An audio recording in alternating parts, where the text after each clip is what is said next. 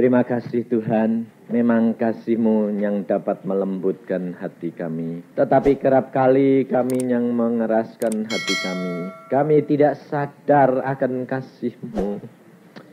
Engkau sabar menantikan, menunggu kami, tetapi kami yang kerap kali tidak tahu akan kasih-Mu. Kami mengucap syukur kalau Engkau masih memberikan kesempatan kepada kami. Sehingga semuanya itu untuk kemuliaan-Mu dan kebahagiaan bagi kami pribadi. Terima kasih Tuhan, terima kasih akan kasih-Mu. Sekarang tiba waktunya Engkau berfirman. Kau jamah kami, Kau berikan kami kemampuan untuk mengerti akan kehendak-Mu. Supaya pada masanya kami didapati setia dan tetap di dalam kebenaran dan terang-Mu. Terima kasih Bapa. Dalam nama Tuhan Yesus kami mengucap syukur semua perkara ini. Amin.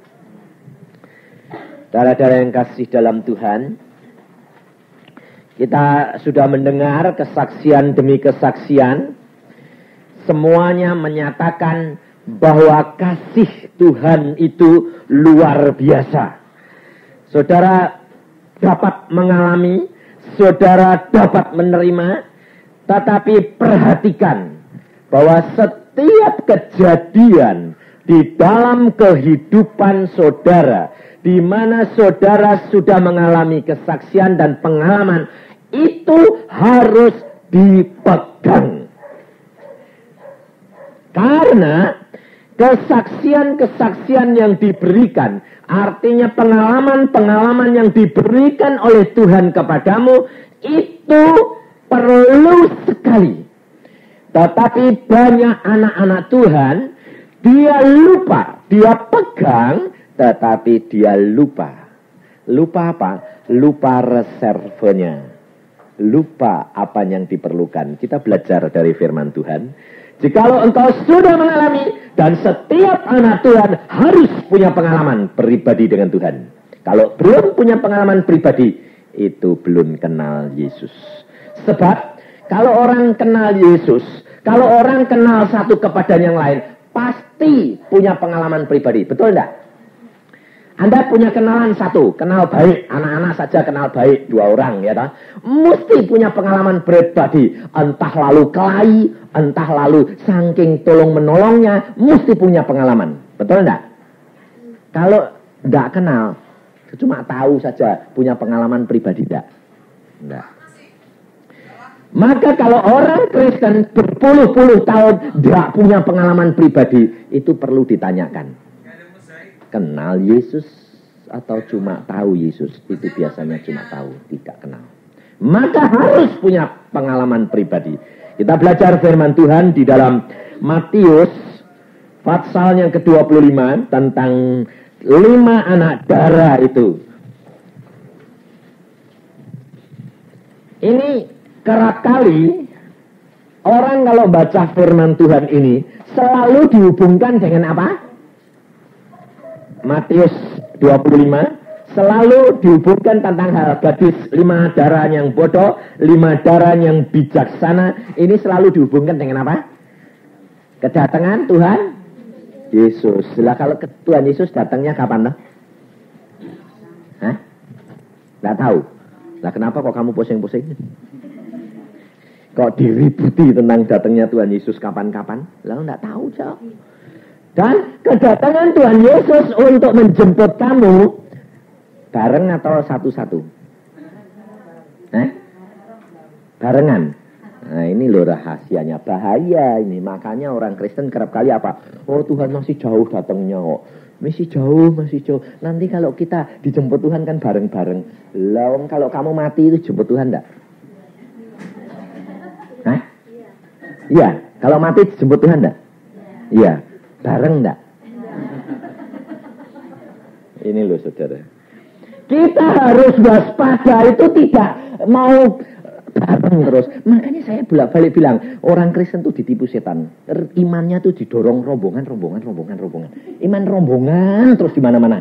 Pikirannya tuh rombongan terus. Mau dijemput Tuhan ya, mbak Tuhan datang sama-sama si Tuhan, berombol gitu loh. Seneng rame-rame. Memang senengnya itu cuma rame-rame.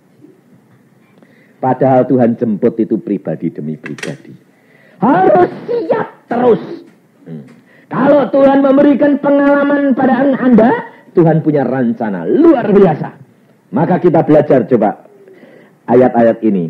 Saya diberikan justru dikupas bukan tentang hal akhir zaman, tetapi masa kini. Engkau pribadi demi pribadi.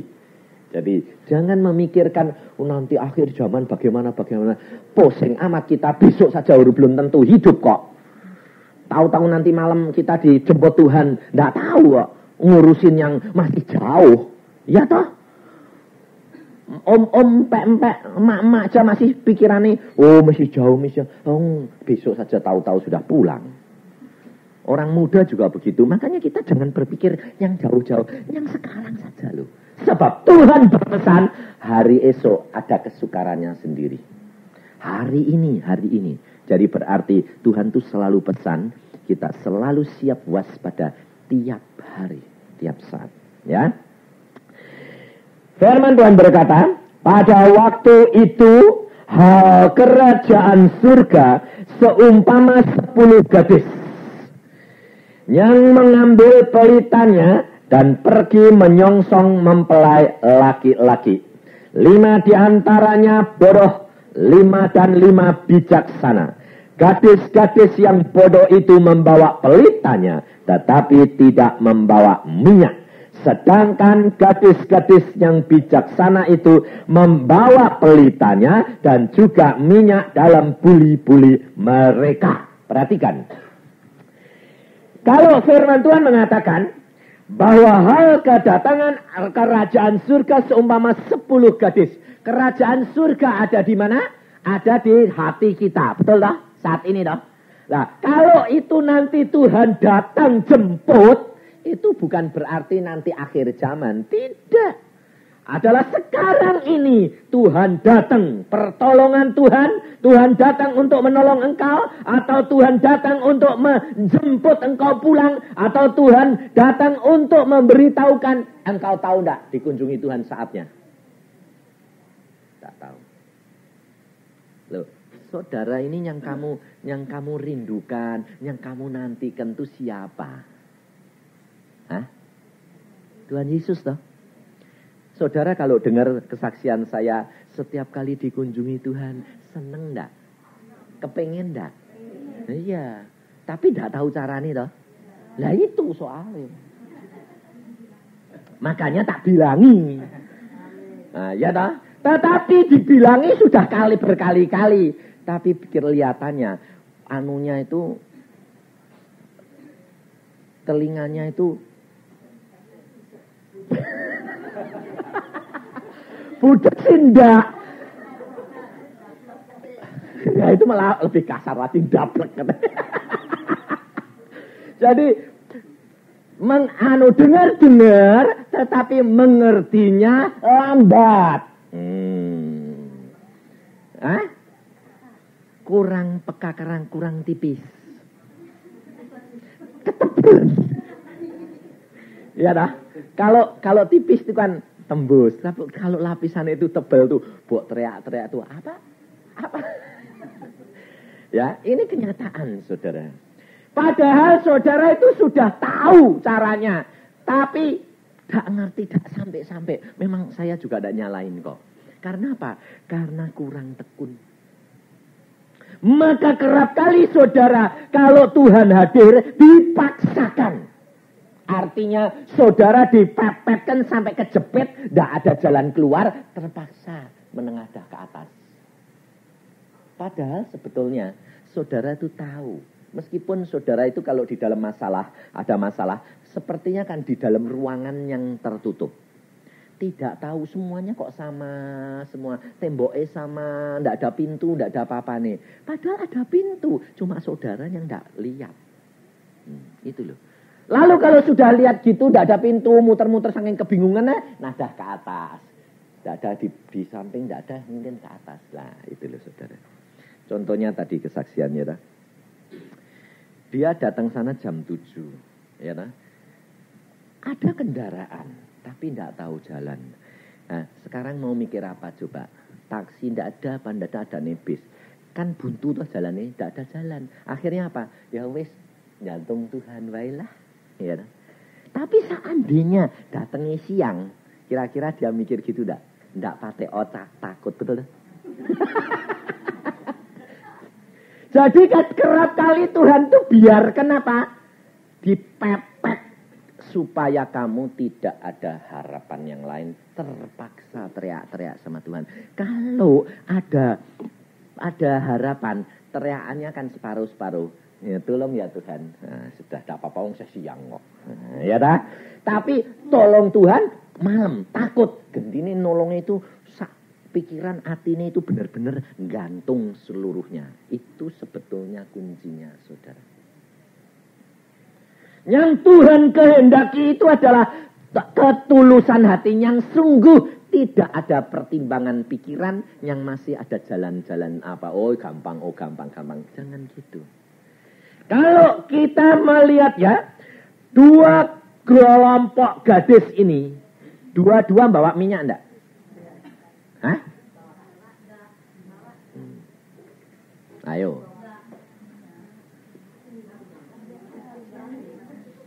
Nah, makanya itu baca itu yang jelas. Yang bodoh enggak bawa? Dua-dua bawa minyak. Yang satu dibuli-buli itu reserve. Coba, Anda pernah ada bawa pelita tahu kosong dibawa-bawa gitu? Ya enggak toh. Kelompok yang perempuan bodoh ini, dia bawa pelita, tapi hanya ada minyaknya di dalam pelita itu tok. Tetapi tidak membawa reserve dibuli-buli yang lain. Ini lo perhatikan. Orang Kristen kerap kali sudah dibawai pelita. Setiap orang Kristen. Pelita ini apa? Adalah pengalaman tiap-tiap pribadi orang Kristen. Yang menyatakan bahwa Yesus itu ada. Bahwa Allah Yesus itu Allah nyata. Sebab Yesus berkata, akulah terang dunia. Pelita itu apa? Untuk apa? Terang. Setiap orang Kristen yang sudah kenal Yesus dibawai pelita. Dan ada Roh Al Kudus. Betul tak? Bawa minyak? Bawa. Tapi cuma ada di pelitanya itu saja. Punya pengalaman dengan Yesus di dalam pengalaman pribadi. Cuma minyaknya ndokne situ tok. Sebabnya apa? Kalau ingat muji Tuhan. Waduh luar biasa. Aku punya pelita. Aku punya pengalaman yang luar biasa. Itu tok. Minyaknya cuma di situ. Tapi tidak membawa reserve minyak. Kenapa? Karena dia tidak pernah memikirkan bahwa nanti masanya akan tiba. Di mana firman Tuhan berkata, dia menyongsong pengantin laki-laki ini tidak cepat-cepat datang. Pengantin laki-laki datang apabila sudah matahari sudah terbenam. Engkau dan saya menantikan selalu kedatangan Tuhan. Nah? Tetapi perhatikan, mempelai laki-laki datangnya itu setelah matahari terbenam. Jadi kalau matahari terbenam berarti sudah mulai gelap. Kalau kehidupanmu mulai gelap, apa yang datang? Kesulitan, masalah. Betul enggak? Kalau terang, gampang dilihat, gampang diselesaikan. Tapi kalau sudah gelap, mulai meraba-raba. Tidak tahu jalan keluar. Tapi Yesus belum datang. Yesus sudah mengatakan, engkau punya pelita. Engkau sudah pernah punya pengalaman pribadi dengan aku. Pasang dong pelitamu. Maka engkau akan melihat terang. Imanmu dibangunkan kembali. Betul tidak? Tetapi kerap kali karena Yesus tidak cepat-cepat datang, minyaknya habis. Lalu mulai hampir padam ini. Maka banyak anak-anak Tuhan setelah punya pengalaman dalam jangka tertentu mengalami kesulitan, tetap menyala. Tetap masih mengatakan gini, puji Tuhan, enggak apa-apa. Aku kuat. Masih ngalami, oh kuat. Karena apa? Aku masih punya pengalaman yang indah dengan Tuhan. Pelitaku masih nyala. Tapi pada waktu mempelai tidak datang-datang, pertolongan Yesus tidak datang-datang, apa yang engkau dapat? Loh kok mulai habis. Mulai kebingungan, saudara tahu. Lalu apa? Kalau sudah kebingungan apa?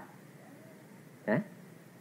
Firman Tuhan berkata, tetapi mempelai, karena mempelai itu lama tidak datang-datang juga. Mengantuklah mereka semua, lalu tertidur. Ini loh saudara. Kita kerap kali kepingin dengar, kepingin mengalami seperti pengalaman-pengalaman saya. Tetapi tidak berani membayar. Kalau sembahyang 1 menit, 2 menit, 5 menit, 10 menit. Kok enggak ada apa-apa sih Tuhan? Lama-lama ngantuk enggak? Ngantuk. Yang disembayangke apa? Wong sudah habis tuh. Loh ya muji Tuhan. Ya muji-muji ya sudah capek itu. Wong kaki geringgingan, semutan semua. Lah terus habis itu ya ngantuk. Ini loh saudara. Karena apa? Karena Yesus mau menguji engkau. Sampai di mana kekuatanmu dan kesetiaanmu. Terutama Yesus selalu, orang baru selalu. Tuhan mengatakan, aku datang tidak pada waktu yang sama. Tapi sewaktu-waktu seperti pencuri. Loh, pencuri itu pernah datang siang-siang atau enggak? Kalau yang siang itu nayap. Bukan pencuri, betul tak? Kalau pencuri itu mesti... Hah? Salah. Tidak pernah pencuri itu malam. Pagi. Loh, setelah jam 12 itu sudah pagi atau malam? Subuh. Selalu subuh. Yesus kerap kali menemui mesti subuh hari. Kenapa kalau pencuri itu kok subuh? Pas sepi-sepinya, lelap-lelapnya orang tidur. Yesus berkata, aku datang seperti pencuri. Tapi anak-anak Tuhan bilang, ya, oh jadi dadak ya Tuhan. Tidak tahu ya Tuhan. Bukan tidak tahu. Allah mengatakan rahasia firmanku itu hidup. Saya pada waktu membaca, Yesus engkau Tuhan datang selalu seperti pencuri. Ini berarti Anda ini datangnya dadak ya? Iya. Orang tidak tahu. Iya. Wah, kalau gitu, lalu Tuhan berkata, maka dari itu engkau harus berjaga-jaga. Saya perhatikan, setiap kejadian pencurian-pencurian tidak pernah sebelum jam 12.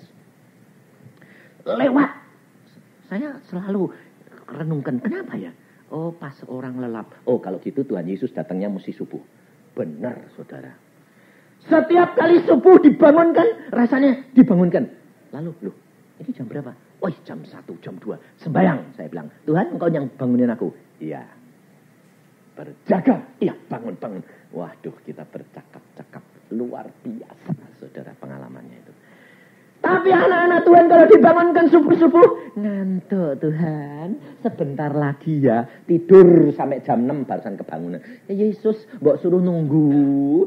Anak, aku mau dia punya pekerjaan itu, anaknya itu seluruh dunia. Kamu sudah dikunjungi, kamu tidak ambil kesempatan dia mengunjungi yang lain. Perhatikan. Maka kalau engkau lihat gambar Tuhan Yesus mengetok pintu, ada enggak bukaannya itu dari luar? Tidak ada. Lihat, perhatikan gambar Tuhan Yesus ngetok pintu. Nanti kan bukaannya itu tidak ada dari luar. Selalu dari dalam. Luarnya polos, tidak ada apa-apanya. Sebab apa? Yesus tidak mau memaksa. Dia mengetok pintu. Tergantung engkau mau buka enggak. Dan setiap kali dia selalu selalu mampir. Sebab firman Tuhan mengatakan, maka berkat itu diberikan pada orang-orang yang sedang tidur. Loh, berkat itu diberikan pada orang sedang tidur. Jadi tidak kamu melek gini terus, ini berkat, mau aja. Tapi justru Tuhan mengatakan, aku datang seperti pencuri. Kalau engkau didatangi Yesus, maka engkau akan menerima berkat. Betul enggak? Sebabnya apa? Kalau ketemu dia punya langit bumi, punya emas perak. Lah kamu kan cuma bilang, loh, ini loh Tuhan masalahku. Loh ya, apa coba? Langsung diterima. Seperti kamu mau pergi ke pengadilan, ada urusan, langsung ketemu sama pejabat yang tertinggi. Enak. Tapi saudara, tidak mau nanti. Tetapi malah Yesus yang suruh nunggu. Kalau menghadap ke polisi saja kok saya nongkrong di jam-jaman hari-harian mau toh? Kalau ke dokter gigi kok sampai nongkrong mau jam-jaman? Kalau ke salon kok ya mau nunggu? Coba berapa jam kadang-kadang ke salon? Hah? Dikeramasi di apa-apa? Oh nunggu ya Cik? Iya. Apalagi kalau sudah mau kemantenan itu, wah sudah minta yang model gini. Waduh. Padahal ibu-ibu kalau nunggu anaknya hari Kartini, nganter ke aja yang pakai pakaian nasional.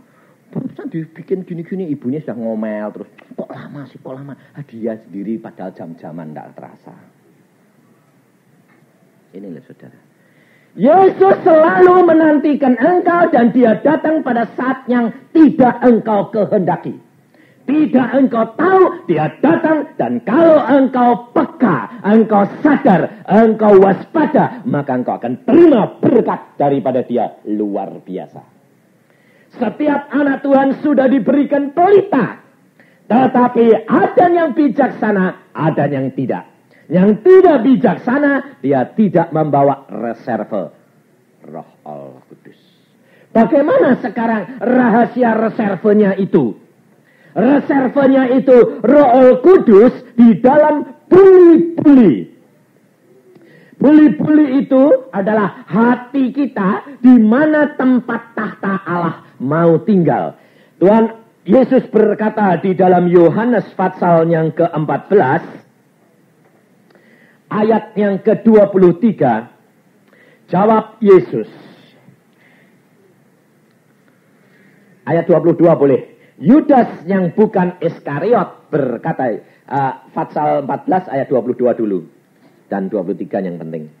Yudas yang bukan Iskariot berkata kepadanya, Tuhan, apakah sebabnya maka engkau hendak menyatakan dirimu kepada kami dan bukan kepada dunia? Yudas bukan Iskariot ini bertanya, itu pernyataanmu itu hanya kepada kami atau kepada dunia? Yesus berjanji untuk dunia dan untuk saudara dan saya termasuk. Maka jawab Yesus, jika seorang mengasihi aku, ia akan menuruti firman-Ku. Dan Bapakku akan mengasihi dia dan kami akan datang kepadanya dan diam bersama-sama dengan dia. Ini rahasia adalah mana kita menyediakan tempat di mana Allah bertahta dan diam bersama dengan kita. Ini tempat reserve, saudara. Apa reservenya? Tempatnya itu, kalau engkau menuruti firman-Nya. Bagaimana bisa menuruti firman-Nya? Kalau engkau tidak pernah mendengar atau membaca. Maka rahasianya adalah engkau membaca firman Tuhan setiap hari. Kalau engkau membaca firman Tuhan setiap hari, itu berarti engkau menyediakan tempat. Kenapa? Karena firman Allah adalah kebenaran. Dan kebenaran itu yang menguduskan engkau. Kalau engkau kudus, maka Roh Allah Kudus mau tinggal. Sebab minyak yang diartikan oleh Tuhan di sini bukan minyak biasa. Kalau minyak biasa, tempatnya kotor, kamu tuang tetap mau. Tapi minyak ini punya otoritas sendiri. Minyak Roh Allah Kudus ini tidak mau dicampur di dalam tempat yang kotor. Dia mudah pergi. Seperti minyak wangi yang mahal. Itu minyak wangi yang mahal itu mudah menguap, Anda. Dah. Kenapa tutupnya, botolnya itu selalu ujungnya itu kecil? Kenapa? Karena supaya penguapannya menjadi lambat. Ini loh saudara. Roh Kudus punya otoritas. Dia punya kuasa. Dia tidak mau engkau kuasai. Tetapi dia mau kerelaanmu, kesetiaanmu, ketaatanmu, kewaspadaanmu, kekudusanmu. Ini yang menyebabkan dia mau tinggal di dalam kamu senantiasa. Maka dari itu rahasianya setiap anak Tuhan setelah punya pengalaman dan kesaksian secara pribadi, maka dia harus menyediakan buli-buli untuk tempat reserve apabila nanti akan datang kegelapan. Dan untuk naik ke tingkat yang akan datang, engkau harus melalui hari demi hari, terang dan gelap, mesti. Sebab engkau hidup di dalam dunia, engkau masih melalui siang dan malam. Artinya hidup manusia di dalam dunia waktu-waktu mesti mengalami pencobaan. Dan pada waktu pencobaan datang, kalau engkau sudah punya reserve minyak yang tidak terbatas, maka engkau tidak pernah khawatir menghadapi masalahmu. Karena sinarmu masih menyala terus, terang di sekitarmu, sehingga jalanmu keluar mesti ada. Bersama dengan Yesus, segala perkara tidak ada yang mustahil. Tapi, jangan amin itu tok. Tapi rahasianya harus ada reserve minyak. Lah mau bayar enggak? Mau. Baca Alkitabnya satu hari berapa? Hah? Satu hari berapa pasal? 5. Bener 5 terus? Urut terus lu. Maka sebelum 8 bulan satu Alkitab mesti habis. Inilah saudara. Dan ini yang saya alami. Dan saya disuruh Tuhan dulu tidak tahu. Kenapa? Dari umur 12 Tuhan mengatakan baca Alkitab. Saya bilang apa gunanya Tuhan? Tidak ngerti. Baca Alkitab. Setelah baca terus Tuhan mengatakan, reserve ini kamu tahu, kamu sampai akhir zaman kau tidak akan takut menghadapi apapun, karena kegelapan demi kegelapan engkau tidak mengalami kegelapan. Orang lain boleh gelap, kamu punya pelita tetap menyala sampai ke akhir zaman.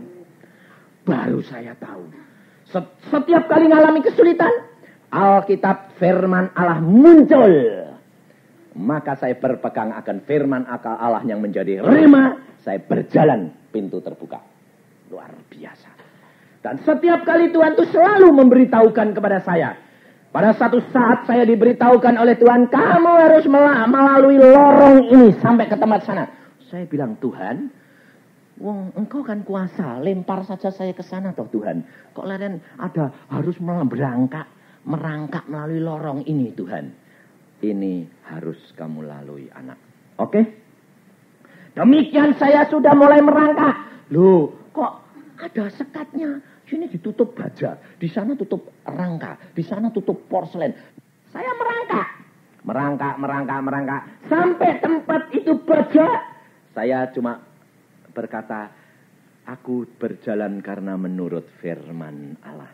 Ternyata bukan tembok baja. Cuma tembok kertas yang disemir seperti baja. Saya gini ki, blong. Loh, enak.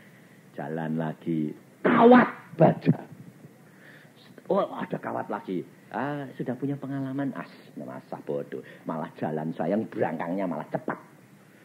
Tendang saja, buka sendiri. Ternyata memang kawat baja, tetapi tidak lagi. Ini loh saudara. Dan dalam waktu singkat sudah tiba di tempat sana. Ini, kalau engkau menurut kepada Tuhan, maka firman-Nya, pelitanya ini akan menyala terus pada waktunya. Dan engkau tiba pada saatnya, di mana engkau tidak terlambat. Dan kesulitanmu itu tidak ada masalah. Karena apa? Karena Allah sudah mengukur bahwa engkau cakap untuk mengatasinya. Ini loh, saudara. Kita kerap kali tidak sadar hal itu. Kita kepingin tapi kita kurang taat, kurang setia.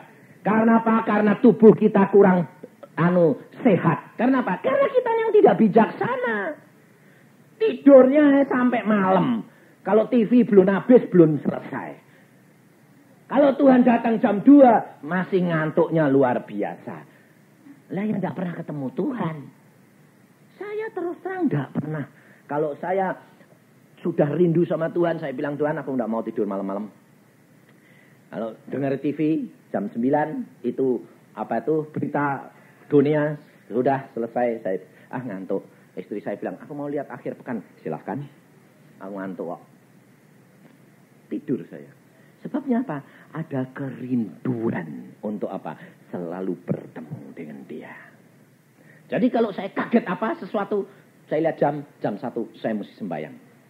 Entah dari Tuhan atau tidak, saya pokoknya bangun, saya berdoa, Tuhan, hamba datang. Biarpun cuma 1 menit, 2 menit. Kalau Tuhan tidak omong, ya sudah, tak tinggal tidur lagi. Bukan Tuhan, ya wis. Tembak Tuhan, waduh, ngomong, cerita. Tahu-tahu sak jam tidur. Lah, puasnya luar biasa. Dan setiap saat dikuatkan. Luar biasa. Saya tadi pagi juga saya berdoa, Tuhan, Engkau mau berbicara apa? Tuhan belum ngomong. Saya bilang, oke, saya keluar sebentar, makan, minum, balik masuk lagi, saya sembahyang lagi. Silakan. Kalau engkau tidak ngomong, aku ya tidak tahu kok, saya bilang. Ini kan anak-anakmu, butuh apa yang datang ini, anakmu model apa, saya tidak tahu. Tapi engkau tahu kebutuhan mereka satu demi satu. Apa yang diperlukan engkau tahu, Tuhan. Dan engkau berikan. Tuhan berkata, berikan ini. Kalau sudah diceritakan gitu, saya diam seperti murid. Saya dengerin, oh ya. Oh ya. Kalau gitu, nah kalau gini bagaimana? Oh gini, oh ya. Ini loh saudara. Dan senang sekali. Dan tidak ada keraguan-raguan karena apa? Ini kebutuhan anak-anak Tuhan saat ini. Ini luar biasa Allah kita ini. Maka kalau engkau sudah di dalam kesulitan, tandanya bagaimana kalau minyakmu mau habis? Apa tandanya? Ayo, tandanya di sini nih loh. Ya. Ayat 8. Gadis-gadis yang bodoh berkata kepada gadis-gadis yang bijaksana, berikanlah kami sedikit dari minyakmu itu, sebab pelita kami hampir padam. Ini tandanya, kalau kamu mengalami kesulitan, minyakmu mau habis, lalu bilang sama teman, tolong dong bantu saya doa. Aku sudah hampir tidak kuat. Loh. Kalau pelitanya hampir padam itu, orangnya sudah masih kuat enggak? Hampir padam. Sudah karek riep-riep. Ya tak? Lapor teman-temannya wah cari. Saya kemarin barusan dengar Salah satu bilang, wah ada orang datang om. Terus bilang apa? Tolong carikan pendeta besar. Pendeta besar seperti apa toh? Yang bisa berdoa untuk kami. Wah, persis Alkitab. Yang punya minyak banyak. Tolong dong kasih minyak. Nah. Ya tak? Nah saudara kalau kesusahan cari siapa? Hah? Hamba Tuhan. Dikira hamba Tuhan itu punya minyak banyak. Belum tentu, kadang-kadang dia itu loh tinggal asap tok. Namanya hamba Tuhan, tapi kadang-kadang minyaknya sendiri sudah kehabisan. Maka saudara harus sadar tidak bergantung kepada orang lain. Karena pada masanya gadis yang bijaksana, biarpun dia punya persediaan, apa kata dia? Tetapi jawab gadis-gadis yang bijaksana itu, tidak, nanti tidak cukup untuk kami dan untuk kamu. Tiap-tiap orang punya masalah. Biarpun dia hamba Tuhan, dia pasti punya masalah. Betul tidak? Dipakai untuk engkau dulu atau untuk dirinya sendiri dulu minyaknya? Diri sendiri, saudara harus sadar. Lalu kalau saudara bilang, aku sudah minta tolong didoakan, kok belum apa-apa ya? Wah, apalagi kalau hamba Tuhan bilang, ditanyai, Pak tolong doakan, wah tidak ada waktu. Hamba Tuhan tidak punya kasih. Ya dah. Sebabnya apa? Dipikir hamba Tuhan itu Superman apa? Coba saudara renungkan, bayangkan. Tiap pagi sore saya berkhotbah, keringat terus keluar, terus disentrong angin terus. Saudara coba renungkan. Secara manusia kuat tidak paru-paru ini? Saudara tahu? Jebol secara manusia. Dan setiap hari kalau saya pergi ke Surabaya, ke Jawa Timur gini, 4 minggu kali ini. 29 hari, 27 hari. Anak istriku dapat bagian apa? Saudara yang pergi terus ini bisa ketemu saya terus. Anak istriku tidak bisa ketemu aku loh. Cuma ketemu di dalam doa. Nah.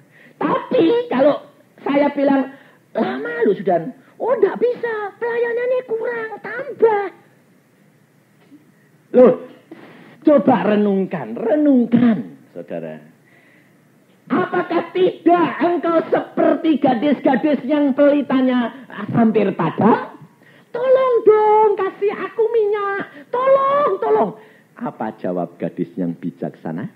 Oh tidak, nanti tidak cukup buat aku sama kamu. Kalau tak kasih ke kue tok, nanti aku malah tidak masuk. Maka dari itu saya tidak pernah membantu saudara dalam bidang supaya saudara itu bergantung kepada saya. Saya tidak mau. Saya mau berdoa, saya mau membantu doa. Kalau Tuhan perintah dan saya akan doakan. Tetapi selalu saya tekankan bergantung kepada Yesus pribadi. Jangan bergantung kepada hamba Tuhan. Karena mereka juga punya minyak yang tidak banyak. Dia punya minyak hanya cukup untuk reserve hidupnya sendiri.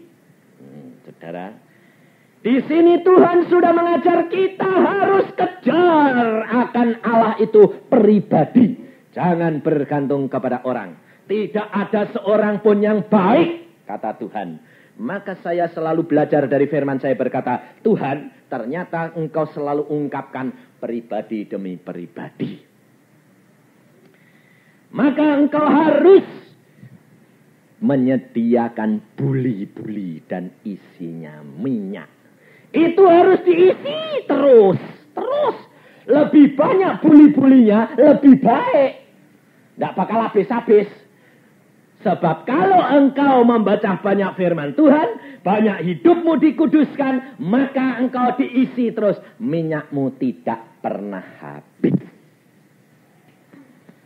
Luar biasa Allah kita itu, saudara. Kalau engkau kerjakan, engkau tidak akan takut menghadapi bahaya apapun juga. Biarpun bumi goncang, tadi nyanyinya apa? Biarpun gunung-gunung goncang, Ya nah? Matahari tidak bersinar, cocok toh? Malamnya jatuh toh? Datang toh? Tapi kasih Yesus tidak pernah berubah. Tapi yang berubah siapa? Saudara. Maka dari itu engkau mulai sekarang sedang mengalami masalah, baca terus, isi terus. Jangan terpengaruh oleh kejadian-kejadian. Aku pulang dari sini, mataku lihat, aduh begini lagi, aduh. Lalu mulai padam lagi. Sudah mulai ditiup angin keras, wut. Mati, tinggal asap lagi.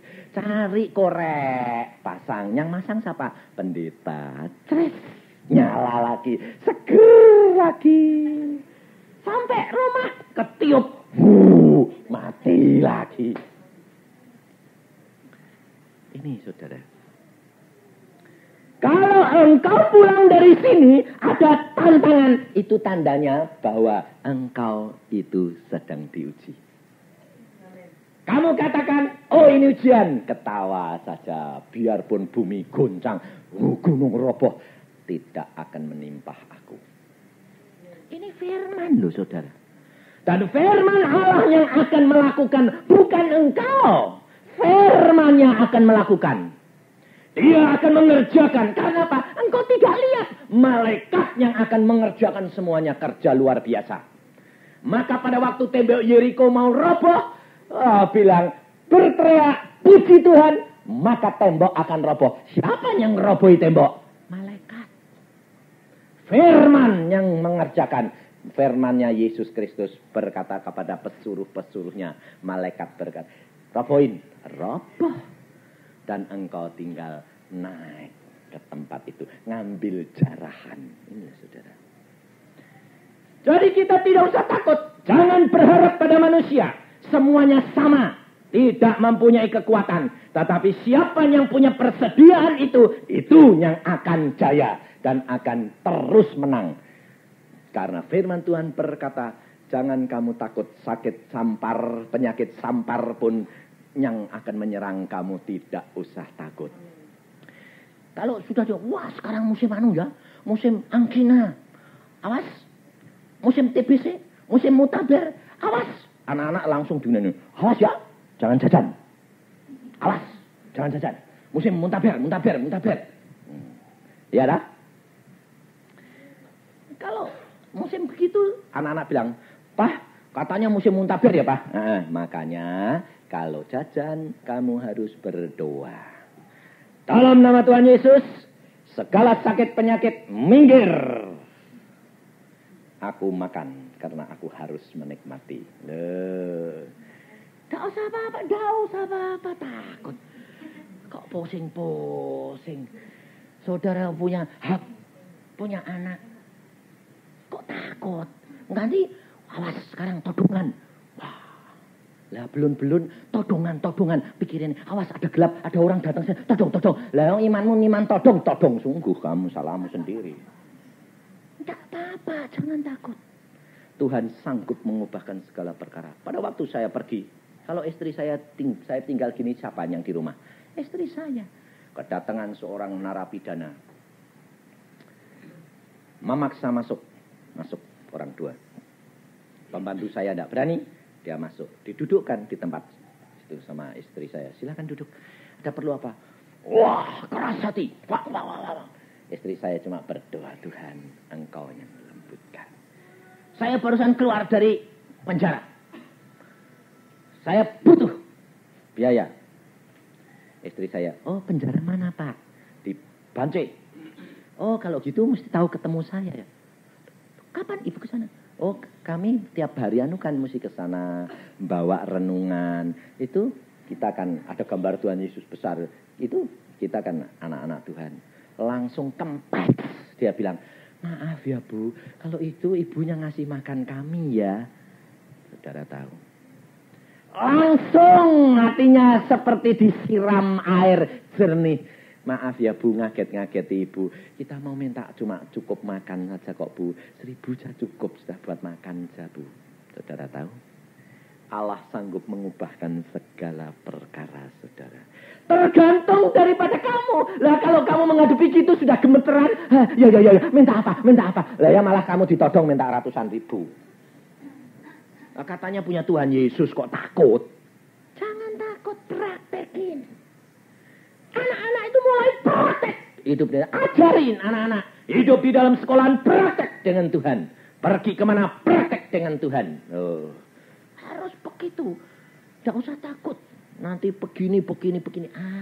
Yang ditakutin itu apa? Hidup dalam dunia penuh ketakutan. Itu tandanya kasihnya belum sempurna. Dan kasih itu adalah Allah sendiri. Hidup dengan Allah itu yang penting. Hidup di dalam kasih Allah. Tidak ada ketakutan. Boleh ada inflasi. Perdagangan boleh sepi. Tidak masalah. Loh, saudara. Ada seorang anak Tuhan. Dia hidup dengan Tuhan sungguh-sungguh. Wanita. Suaminya belum bertobat. Tapi dia menghadapinya dengan tenang. Bayangin suaminya nakalnya luar biasa. Kecantol gadis. Peragawati. Cantik. Dia tenang saja. Dia bilang. Pakaiannya disediain. Mobil dipakai. Silahkan. Loh. Kok ribut? Dia betul. Wah, anak Tuhan yang luar biasa. Dia berkata. Papa mau kemana? Aku ditelepon. Oh ya. Ditelepon pacare. Mau pergi sekarang? Ya, ini sepatu. Bisa enggak? Hah? Apa? Angel. Mau enggak menuruti firman? Firman yang akan melakukan. Dia pada waktu tanya sama saya, Pak Yusa ini bagaimana? Lah Tuhan bilang apa? Tuhan bilang, layani suamimu. Tak layani Pak Yusa. Ben. Lah terus, tapi panas loh Pak Yusa hatiku. Iya panas, tapi kamu panas bilang apa? Tuhan hatiku panas. Bikin dingin ya Tuhan. Tuhan bilang, aku beri kamu kekuatan. Ketemu jedul. Dia semanu. Halo. Suaminya pusing. Panas. Saudara tahu. Dan pada waktunya Tuhan mengatakan, akan aku bereskan. Beres. Dibuang. Dan suaminya bilang, oh tidak bisa, aku mesti sama dia punya anak. Kalau punya anak tak kawin. Sudah masuk ke dokter, bawa ke spesialis sana, spesialis. Tidak pernah bisa punya anak. Dia bilang, Tuhanku Tuhan yang kuasa. Tidak mungkin akhirnya dia dibuang. Keluar. Setelah keluar sekarang ganti apa? Adu jago. Adu ayam. Ganti lagi. Judi pok. Dia bilang, biarin. Ganti lagi. Tidak apa-apa. Tapi saudara tahu, dia anak Tuhan yang diberkati luar biasa. Keadaan sepi. Sekarang resesinya demikian berat. Dia jual tanahnya. Mahal, laku. Dia diakali sama anak Tuhan 300 juta. Dia ketawa. Dia bilang, Tuhan, duitmu bukan duitku. Biarin. Dia diganti Tuhan 3 miliar. Tidak tahu. Pada waktunya Tuhan akan buktikan bahwa Allah itu adalah Allah yang luar biasa. Kalau engkau melakukan firman-Nya. Tergantung engkau. Dia bilang, orang lain bilang, oh tidak mungkin laku ini. Zaman inflasi. Tapi Tuhan mengatakan, bikin saja. Bikin jadi, saudara. Bayangin, Tuhan itu luar biasa. Sampai pejabat-pejabat berkata gini, itu kampung, mbok pindah. Mbok pindah. Iya. Mau. Tapi aku tidak turut-turut ya. Saya kasih izin, asal kamu bisa pindah. Pindah. Saudara. Sak kampung dipindah. Bayangin. Nurut semuanya. Sampai aneh orang bilang, ajaib siapa ini, dagingnya apa ini? Yesus dagingnya. Ini saudara. Kalau Allah sudah berkata, lakukan, aku beserta dengan engkau. Dia lakukan, padahal modalnya tidak ada. Modalnya apa?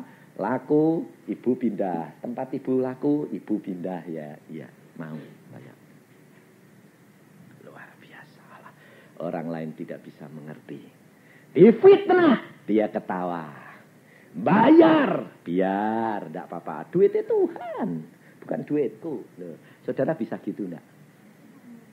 Angel. Tapi engkau harus belajar sampai ke situ, betul enggak? Sudah punya pengalaman. Sampai Cengkareng enggak ada yang nolong. Sudah ada pengalaman. Loh kok datang sendiri pertolongan? Coba, kamu bisa ngatur? Orang itu duduk di sebelahmu? Tidak kebetulan. Allahmu yang ngatur. Nah kalau kamu sudah punya pengalaman gitu kok takut? Nah itu kan perkara cilik, ya kan? Siapa yang setia dalam perkara kecil, dia akan diberikan tanggung jawab yang besar. Jadi kita harus belajar setia. Maka firman Tuhan selanjutnya berkata, lebih baik kamu pergi kepada penjual minyak dan beli di situ loh saudara.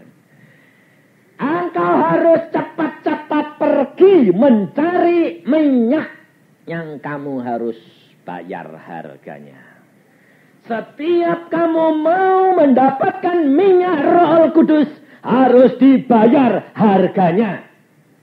Bagaimana? Dengan ketekunan, dengan kesetiaan, dengan kerinduan, dengan membuang waktu untuk membaca firman Tuhan, dengan mau dibangunkan fajar hari bertemu dengan dia.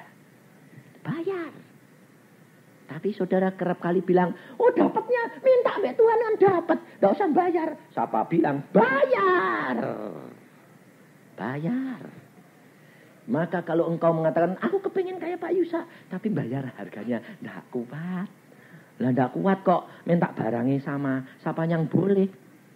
Berliannya besarnya segini, tapi bayarnya kuatnya cuma sejagung. Kok minta berlian telur burung, ya tidak bisa. Dapatnya ya tetap bayar sesuai dengan barangnya, harganya. Ini loh saudara.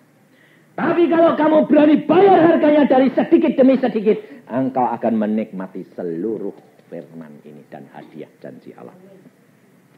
Maka dari itu lalu ayat yang ke-10, waktu mereka sedang pergi untuk membelinya, datanglah mempelai itu. Ini kasihan sekali. Ini peringatan bagi tiap-tiap anak Tuhan yang belum mengalami pencobaan. Yang masa ini sedang jaya, masa ini sedang enak-enak, masa ini sedang hidup tenang. Hati-hati.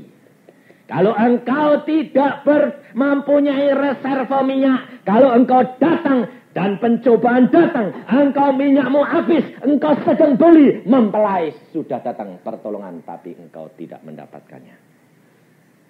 Hal ini dialami oleh seorang anak Tuhan yang saya layani. Pada waktu dia kesulitan uang, dia cari Tuhan sungguh-sungguh.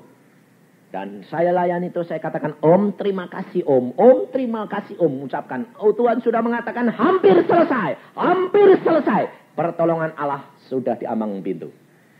Dia mengatakan, wah ya puji Tuhan, ayo terus. Pada waktu berita pertolongan datang, kredit keluar, dia mulai bangga. Dia berkata, wah Yusa, sekarang tidak perlu lagi, sudah cukup. Pertolongan sudah tiba. Saya berkata, belum. Itu baru janji. Tapi belum, kok engkau sudah mulai bangga. Baru suara mempelai akan datang, tapi belum mempelainya tiba. Jangan cepat-cepat. Enggak. Saya sudah tidak perlu lagi. Tuhan berkata kepada saya, engkau sombong. Dan pertolongan itu aku batalkan. Dan saudara tahu, batal semuanya. Sampai mati tidak tertolong. Habis ludes. Maka dari itu, jangan sampai seperti gadis yang bodoh. Engkau sementara ini siap. Sediakan cawan. Puli-puli, isi terus. Engkau tidak tahu kapan itu mempelai datang, kapan itu pencobaan datang, kapan itu malapetaka akan tiba. Engkau tidak tahu. Tetapi kalau engkau punya puli-puli, sudah siap. Biarpun pencobaan datang, engkau sanggup melaluinya. Karena engkau punya Yesus yang terang. Dan kamu tidak usah takut menghadapi apapun. Yesus datang, engkau diajak masuk, langsung apa? Pesta. Pesta. Waktu mereka sedang pergi untuk membelinya, datanglah mempelai itu dan mereka telah siap sedia masuk bersama-sama dengan dia ke ruang perjamuan kawin. Lalu pintu ditutup. Pintu ditutup. Dan kalau gadis-gadis yang bodoh datang, "Tuan, Tuan, bukakanlah kami pintu." Tetapi ia menjawab, "Aku berkata kepadamu, sesungguhnya aku tidak mengenal kamu." Kasihan enggak? Pertolongan sudah terlambat. Ini loh saudara. Tetapi ini bukan berarti lalu orang ini, gadis-gadis ini tidak masuk. Ini dalam masa satu pencobaan ini engkau gagal. Tapi akan datang lagi, dimulai lagi baru. Firman Tuhan hari ini merupakan potongan sepotong-sepotong. Semasa pencobaan, semasa periode yang tertentu. Ini peringatan daripada Tuhan kepada kita sekalian. Kau kalau sedang diuji, tetap setia. Apapun yang terjadi, jangan goyah. Matamu tetap memandang dan menantikan Yesus terang dunia. Pasti akan tiba. Kalau waktunya sudah tiba, kamu masuk dan kamu akan masuk dalam perjamuan dia. Kamu menikmati segala-galanya. Amin.